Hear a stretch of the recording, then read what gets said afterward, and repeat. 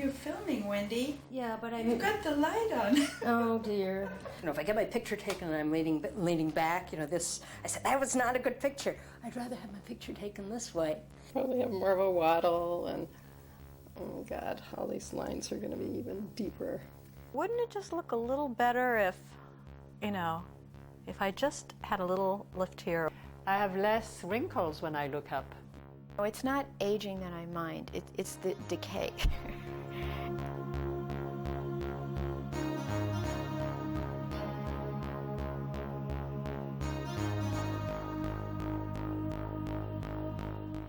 These women are my friends. We dance together every week, for years now. Sauna together, eat together, and talk, and talk, and talk. Even talking about aging is so difficult. And there's like this conspiracy around not really addressing what it means. Oh, you look so You can't great. be a grandmother. No, you don't look so much younger. I hope I look that good when I'm your never change. You're not getting old. You're not getting I have old. these wrinkles. You think you have wrinkles? My wrinkles. We wanted to go deeper and come out of the closet with our mixed feelings about our aging faces. I'm not sure I want to see myself on video at this stage. So we spent a day just looking. When I saw myself on film, I was really surprised at just how much of me showed. My vulnerability, my testiness and guardedness. And it made me very sad and very compassionate. For some reason, I saw my own face and said, you know, I want to tell this woman that everything will be all right. To actually see an image as it's probably being projected towards the world, you know, as I saw it on video, shocked me quite a bit. There was something that was gone. It was sort of past.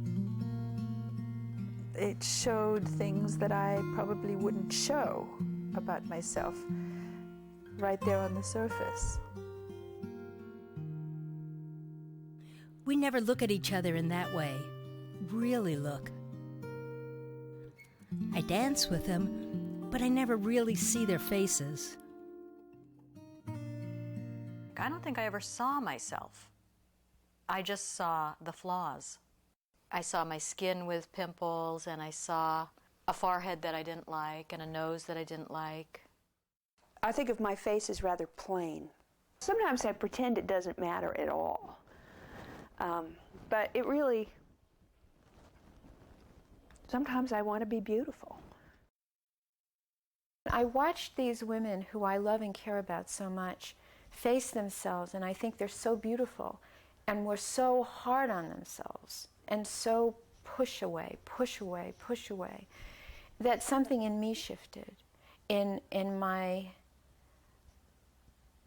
wanting to wake them up to how beautiful they were, and how this was a burden that they were carrying around, how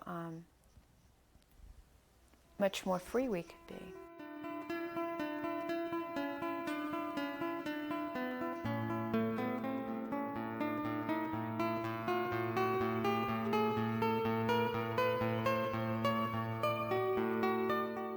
There is definitely something in our culture about looking young that I've obviously integrated into my own psyche.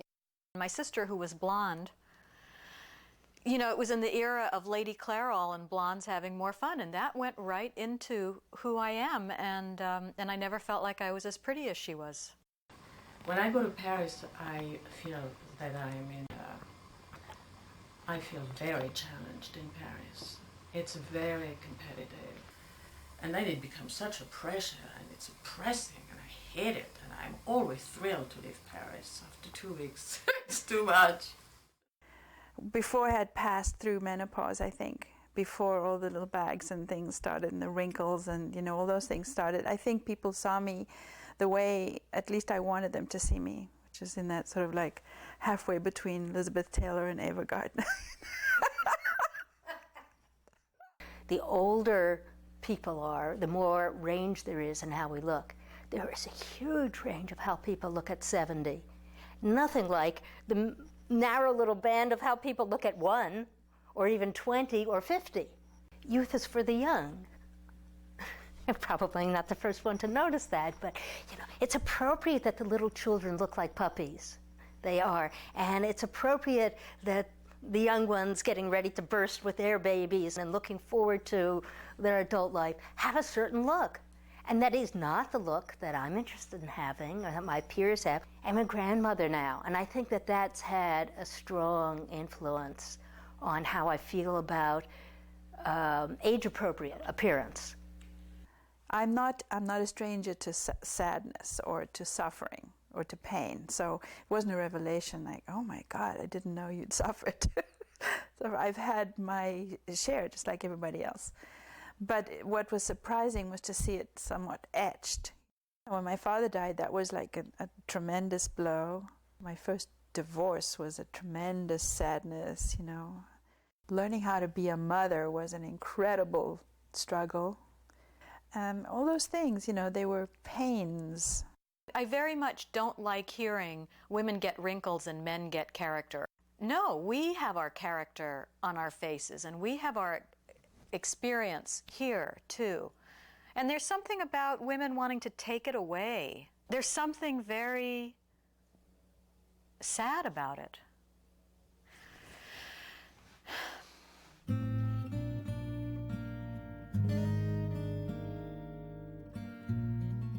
When I was a little girl, I was the eldest of 5 girls, and I was not the prettiest, and I got that message right away, you know. As soon as I had siblings, the others were prettier. There was the very pretty one, and the less pretty but still very pretty, and then I was kind of 3rd or 4th, you know, in prettiness. And I never felt really ugly, but I never felt pretty at all. And I think that's when I kind of rose to the occasion and thought, well, I don't have to be pretty, I'll be unconventional and special and different. And kind of looked for a way of, you know, surviving with having a different style, you know. Because now, I don't feel that way anymore. I feel actually that I look better than all of them.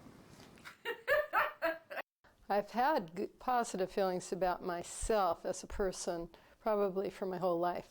And I think that's a reflection of all of the positive feelings I received from my family. I always felt good about my body. I did not always feel good about my face. I felt like my nose was too big. My mother used to say, your hair is your crowning glory. I used to feel that if anything happened to my hair, I'd be very ugly. And even had nightmares about having my hair cut off and then losing my looks. So very early on, there was a lot of focus about looking good, looking right. You know, I got my period when I was 9.5. So I went through that budding adolescence when I wasn't 10 yet. There was a lot of sort of harsh criticism, like, well, why do you have to go out of the house looking like that? Why don't you put on some makeup? I was 10. A lot of this stuff around image was threaded throughout everything. Yeah, they called my aunt the silver fox. Woo! Yeah, not bad. Not bad. She's the one who also said, face it, Hope, you have a horse face, just like me. When my hair started to get white, she said, she wondered why I didn't color it. I said, well, we don't do that in Berkeley. We have a choice. And she said, well, why would you want to be ugly? And I thought, okay, you know, my mom lives in Southern California, and there's a certain way, we're different cultures in terms of what we think is beautiful and ugly.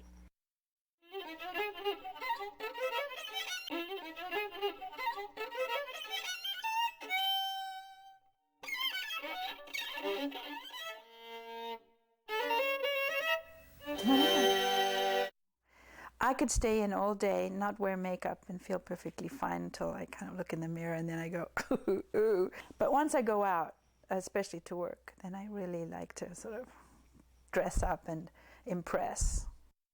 If I really have time in the car and I'm stuck at the Dunbarton Bridge, I'll play with it like I'm doing art, and I'll blend it and see what happens with it. And bad commute day, I'll come in with lip liner. Not bad commute day, I don't have time. When I think about the time I spent just plucking the hairs out of my chin, if I could spend that time reading, I would probably have read a lot more books.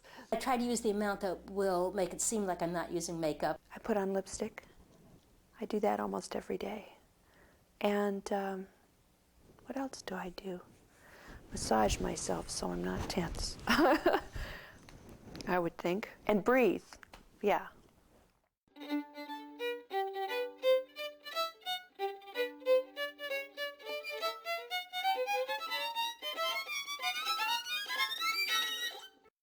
It's harder if you're looking for a partner and you're kind of out there in the market.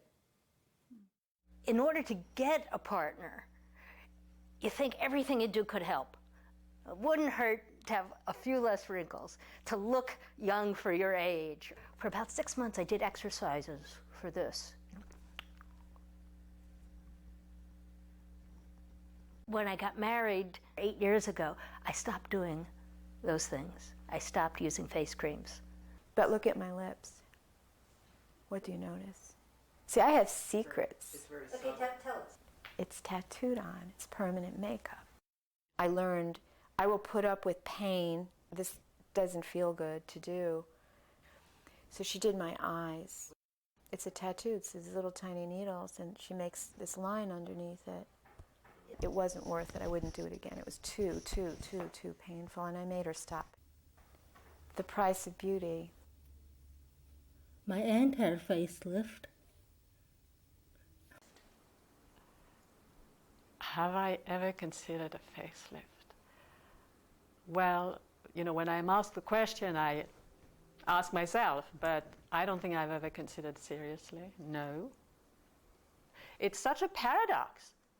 You have to cut a piece of yourself in order to like yourself? No, doesn't make sense to me.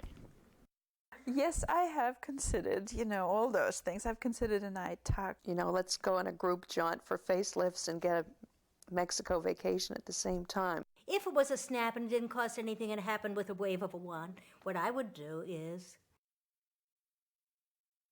Oh, you look so much better. See?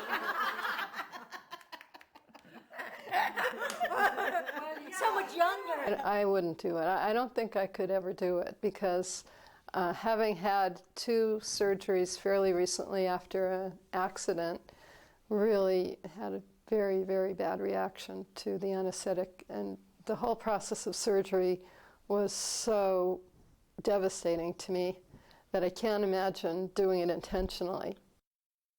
I'm 52 now, but when I was 41, I got breast cancer and went through the whole treatment, the surgery, intense chemotherapy and radiation therapy.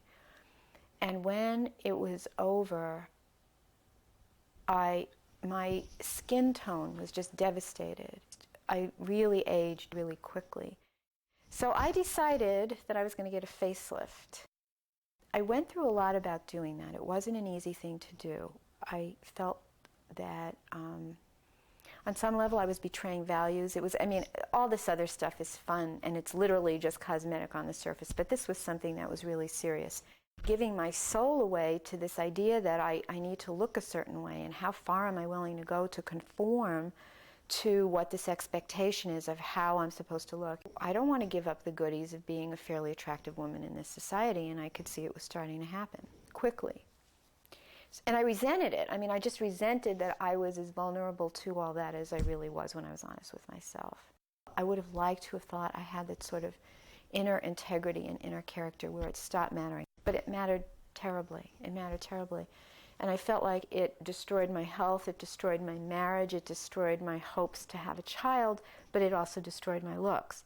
And of the 4 of them, there was nothing I could do about 1, 2, and 3. But I could do something about 4. I have no regrets, not this much regret about having gone for it.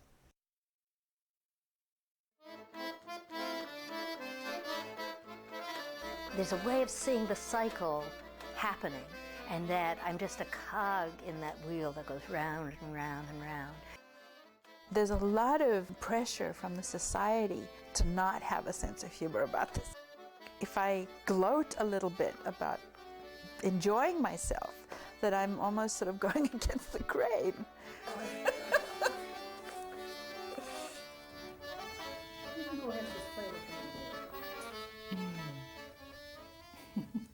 When I was about, 15 years younger, I observed some older women who were blatantly sexual. I mean, their presentation included the fact that they were juicy and flirtatious, and they knew it, and you knew they had a juicy life. You didn't know what they did or if they did anything, but it was juicy. And I said, oh, I want that. And so I made a point of having that. I'm much more interested in the changes I'm going through as an adventure. Like, it's an adventure that I've never had, I will never have again. I might as well have it too, you know? It's like youth is an adventure. Old age to me is probably the most interesting adventure, including death.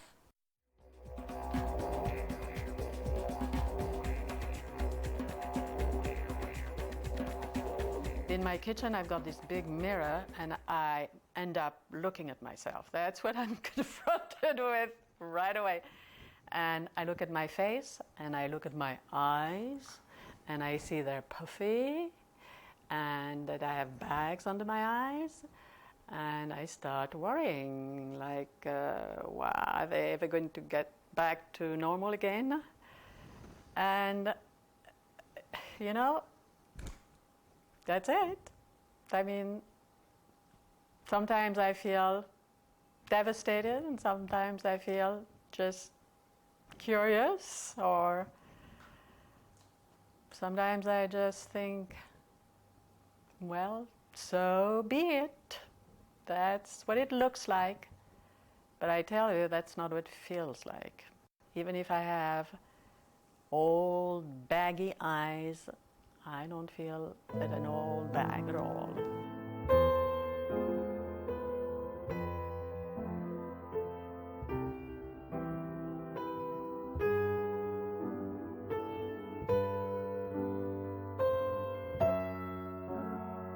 Well, so that, you know, if you end up not having sex when you're 16, you can experience ecstasy in your own body just out of moving and dancing to your inner lives.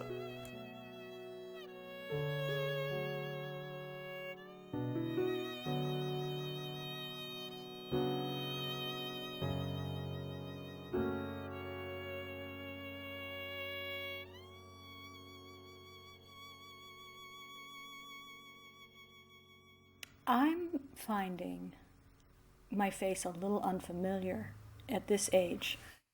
Getting older, though, is part of the challenge for me in terms of accepting, because there are aspects of my face that I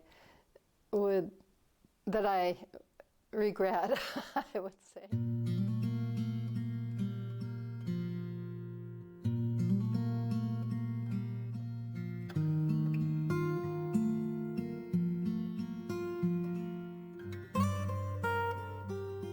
When people tell me, you don't look your age, that used to really upset me, as if aging was something wrong, and not to look my age was much better than to look my age.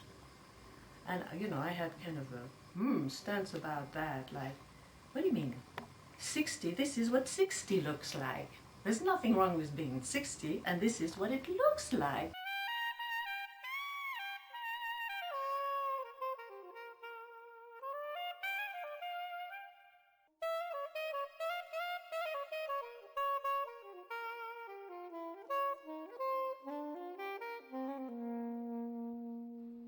2 years later, and 2 years older, we wanted to see where this attention to our aging faces had brought us.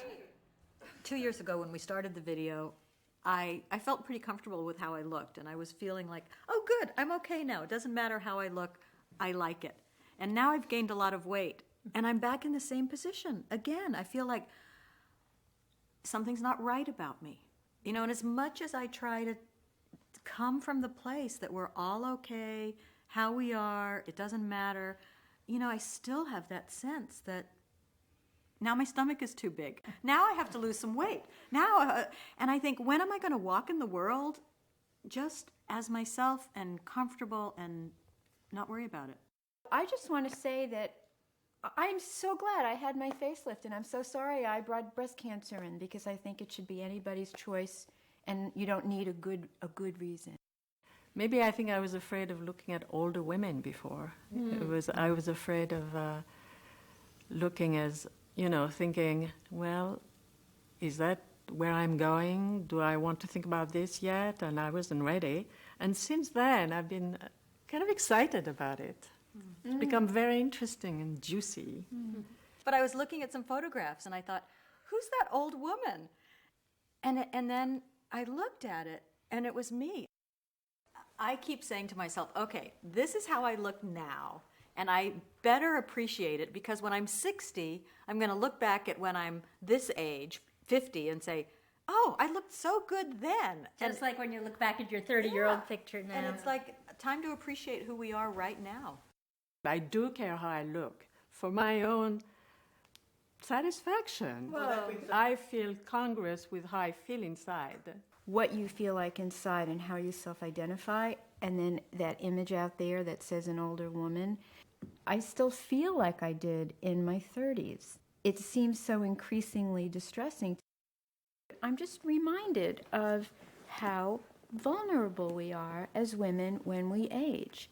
You know, do I try to keep looking much younger so I can keep the currency of being young, or slowly come to grips with that basic vulnerability?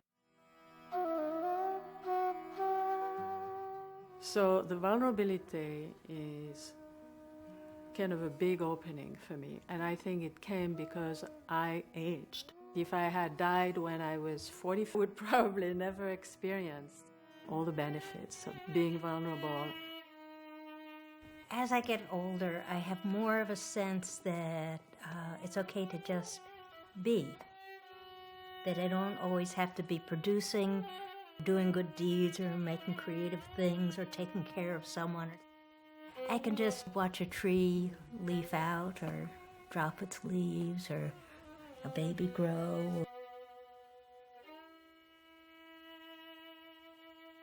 I think that this is a very painful rite of passage that women go through, and particularly in this culture, you know, that just values youth and beauty. And if I could keep staying deeper, or going deeper into myself, and going into the nice parts of myself, generosity and all that, maybe it'll keep me from dying. I wanted to sit right next to this rug. It's an old, ancient rug, and it's all, how do you say? Worn. Worn. It's lost its fluff. But as a result, the colors come out, and the lines and the details show. And I think it's becoming more and more beautiful as it's getting older. That's the way I feel, that the older I get, the more interesting it looks. And beautiful too. And I think aging is that. It's the fluff disappearing and the essence showing. Hey, how do you like that? I'm 62 years old. I'm 50. I'm 47. I'm 57. I'm 55 years old. I'm 54. 65 years old. 65. Well, you know, I'm amazed about it.